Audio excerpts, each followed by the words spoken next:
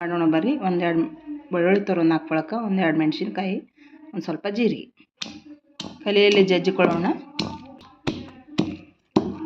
ಒಂದು ಸ್ವಲ್ಪ ಮೊಸರು ತೊಳಿ ಮಜ್ಜಿಗೆ ಹುಳಿ ಮಾಡೋಕ್ಕೆ.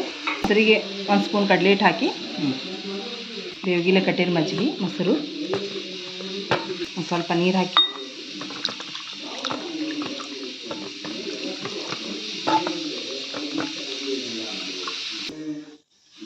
ಚಿಟಿಕೆ ಅರಿಶಿನ ಹಾಕಿ ಇದಕ್ಕೆ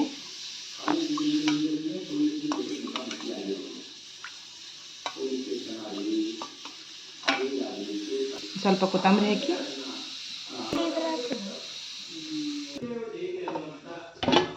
ಮಜ್ಜಿಗೆ ಹುಳಿಗೆ ಒಂದು ಒಗ್ಗರಣೆ ಹಾಕೋಣ ಬನ್ನಿ.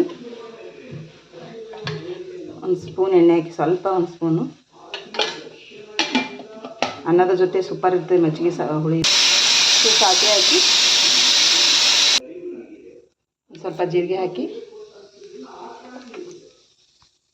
ಜಜ್ಜಿರುವ ಮಸಾಲೆ ಹಾಕಿ,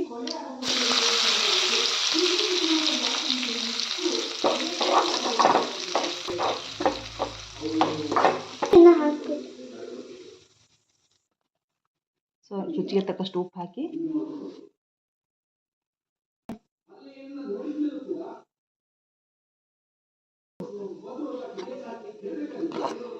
ಒಗ್ಗರಣೆ ಕೊಡಿ. ಮಜ್ಜಿಗೆ ಹುಳಿ ರೆಡಿ. ಅನ್ನದ ಜೊತೆ ಸವಿಯಲು ಸಿದ್ಧ.